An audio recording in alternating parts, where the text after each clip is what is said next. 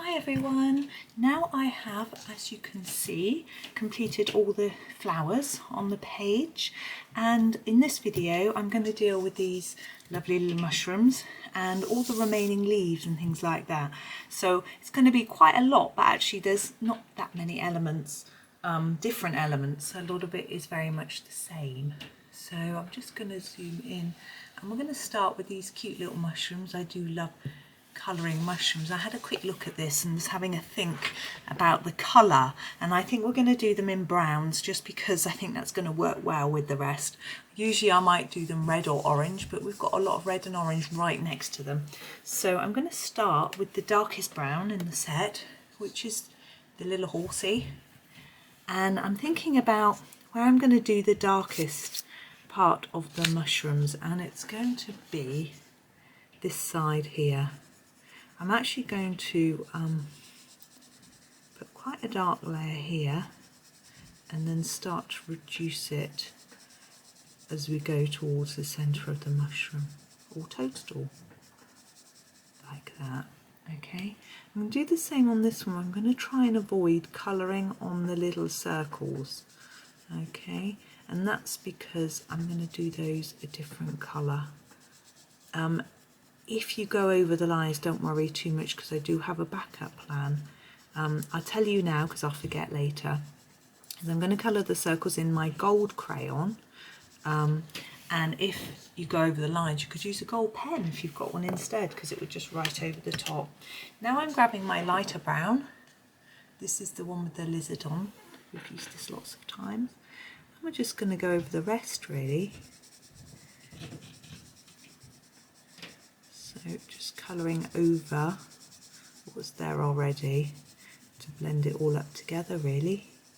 Quite simple. That one's easier because we haven't got these circles. You could draw some circles on that one if you wanted them to match. Especially if you're using gold pen, you can just go over the top of the crayon. If you use a gel pen, it writes right on top. So that's really good. So that's an idea. If you're using crayon, it's not going to show up.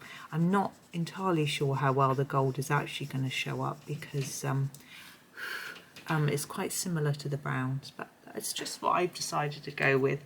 So you don't have to do it the same. Now we have the little underside part of the mushroom, and I would normally do this in a sort of grey colour. I'm actually going to do it in a mix of black and grey, so I'm going to start with a bit of black, only a touch, just because the grey isn't really dark in this set of crayons. So, and I just want this to be dark. And now I'm going to go for the grey. Oops, which I'm going to drop. It's got the little elephants on. I love elephants. My toy elephant when I was little, lots of them actually. I always loved elephants. So I'm actually just doing quite a hard layer there. There's no shading. It's just because it's dark inside the mushrooms, it's quite dark. But with the stem, I'm going to go back, use the grey as well. I'm going to use the graduated colour for this, so I'm going to do it a little bit darker on this side to match where it's darker here, and then do it lighter towards the edge, like that. Now if you want it to look a bit darker on the left hand side, you could add in a little bit of black, or you can add some white on the right hand side to make it lighter. It's easier to demo on this slightly bigger one, so I'll grab my black and just a little bit here. I don't want it to be as dark as this bit, you see, so I'm just adding a touch, and I'll add a touch there too, and then I'll go back over it with the grey so it blends in like that. Simple. And then take my white. I haven't used the white much. Here he is. It's got what's that? Rabbits, hares, not sure.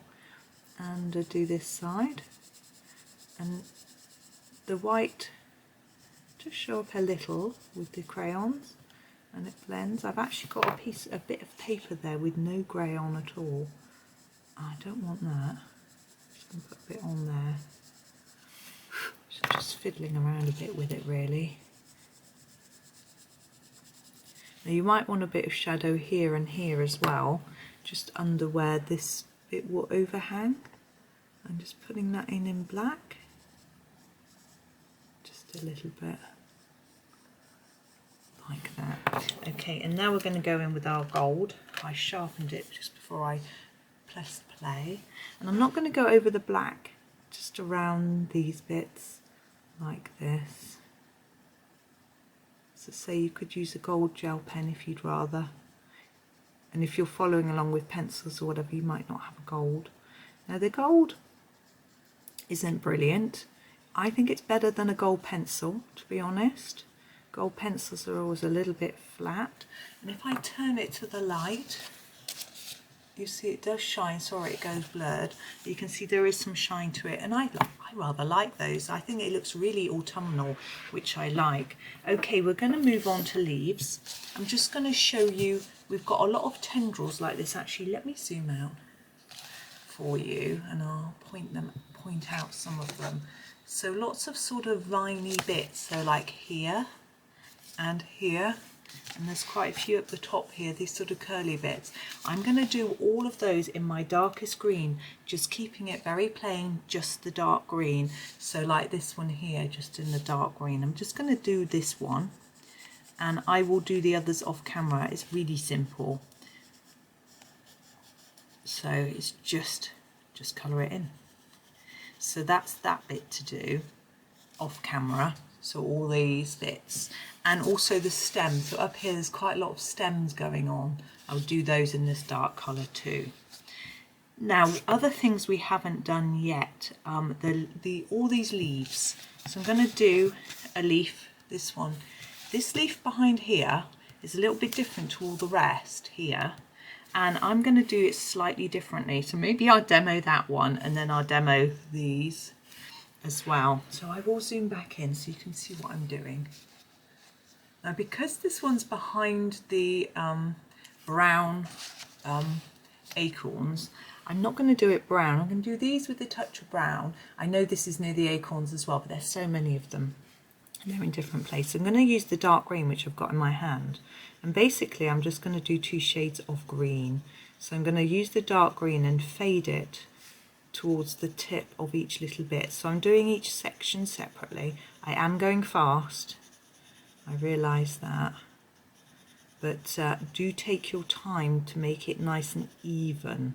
So you want it more layers here, and then gently reducing layers towards the tip. These crayons are forgiving. You can layer over and over and tidy up after anyway. And here's the lighter green, which I will just put in a hard layer over the top. You don't actually need to do lots of layers with these, which is nice. That when I'm using my polychromos, I'd have to use loads of layers, but these you can get a nice vibrant colour without it. So there's that one, and here's this vine. Again, as with all the others, the vine's going to be in the dark green, and I'll do that at another later date, or well, in between videos. And now we've got these leaves. There's loads of these all around the page, and they have got 2 sides to the leaf and a piece in the middle. This seems a little complex, but I'm going to keep it really simple, and I'm going to ignore all the drawing on it and just let that show through and do its thing. And I'm going to just start with this darkest green at the bottom. Again, just a reminder, this one, the frog on it, and do a layer here. Now this is because this is where it touches the stem up here, so it will blend in nicely with that. And then start to fade it about 1/4 of a way up the leaf. It doesn't have to be exactly the same on every one. So this goes roughly to halfway up the leaf. Then take your lighter green and go all the way over the top, and take that a little bit further up. But you see, by about 1/4 of the way up, you want it really light. And then we're going to go into a brown with this one, and I think that will bring it back, this sort of autumnal feel into these leaves, and you should be able to just gently blend that in. If it doesn't blend perfectly, I'm quite happy with that, but if it doesn't, use this yellow, which is the brownie yellow in between, just to bring it all together. I don't think it necessarily will need it. And then we get a nice autumnal look. So that is most of the leaves. I'm looking around for you. So all these leaves you can do now, and these tendrils. That leaf there I've missed out. It should be done like those. Can you see? That bit there is a little bit different. I'll show you that in the next video. We do all this. The same, that bit there. Do the leaves, but leave that little bit, and I'll show you how to do it next time. And we've got a few berries, and this is a bud of that flower or this flower. I think it's this one, so I'm going to do it. I'll show you now in the yellows that we did this flower. This flower is just in 2 shades of yellow, I think. So I'm going to do this like that. So I'm going to use the darker browner yellow, which is, this one is the one with the wild cat on it. And I'm going to start here. I'm going to leave that bit and do it in green. And I'm just going to do it quite simply with the dark.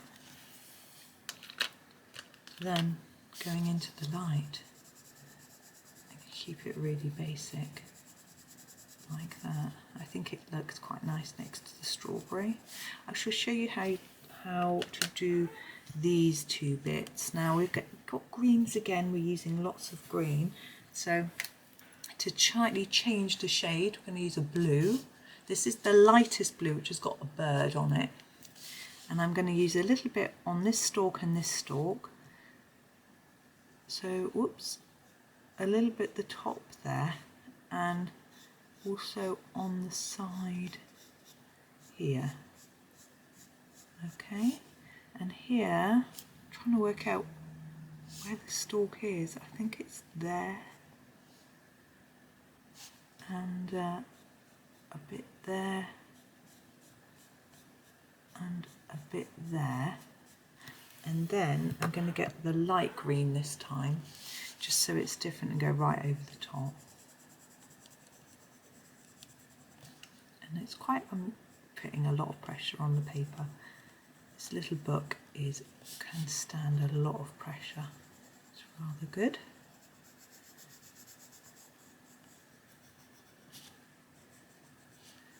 Okay, so I'm going to leave you there because you've got quite a lot to do. You've got lots of leaves. I'm trying to check. So as I said, leave that bit and the bit behind it, and there's one on that side, leave that bit, and the butterfly we'll do next time, and the berries.